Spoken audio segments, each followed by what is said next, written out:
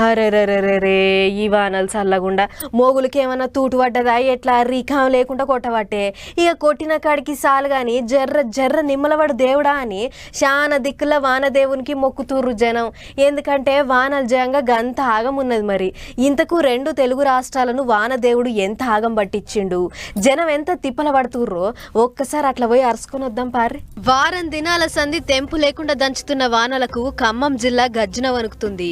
గుండాల మండలంలో వాగు పొంగేటొరకు పోలీసులు బందోబస్తు పెట్టి ఎవ్వళ్ళు కూడా ఇటు దిక్కు రావద్దు అన్నట్లు చెప్పిర్రట.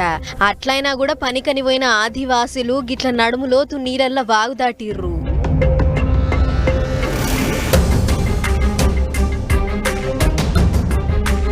చూస్తుర్రు కదా, కాలు జారితే కంటికి కనిపించకుండా కొట్టుకుపోతాం అని బెన్కు లేకుండా ఒకలి చేతులు ఒకళ్ళు పట్టుకుని వాగు దాటుతుర్రు. పక్కపొంటుండే భద్రాచలంలో గోదారమ్మ రువ్వడి మీద ఉంది.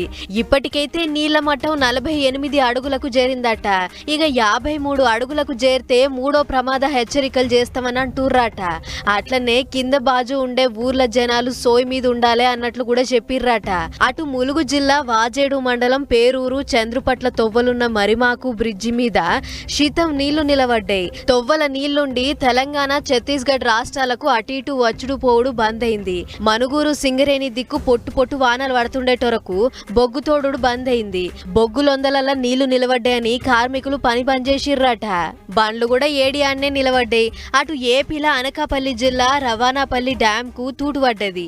కొన్నొద్దుల సంధి గెరవీయకుండా పడుతున్న వానలకు కట్ట నాని నాని గండిపడ్డదట. ముచ్చటేరికైన అధికారులు ఉష్కె బత్తాల మూటలేసి తూటును కూడిపోయి గ్రంజేసిర్రు. అటు ఏలూరు జిల్లా పాలకొడేరు మండలం మొగల్లో ఊళ్లే గోస్తని నదికి అర్ధమరాత్రి తూటు పడ్డది. దీంతోని తెల్లారేటొరకు చుట్టుపట్టున్న పంట పొలాలన్నీ నీళ్ళలో మునిగినాయి. అధికారులు వచ్చి పొక్కను కూడిపే పనులున్నారట. గిట్ల వానదేవుడు డే అండ్ నైట్ డ్యూటీ చేసుకుంటా వాగులు వంగిస్తుండు. పంట పొలాలను నిండా ముంచి ఊళ్ళే జనాలను కూడా కన్నమ్మ తిప్పలు పెడుతుండు. అందుకే జర్రంతా ఇషారా చేసుకొని ఉండుర్రి.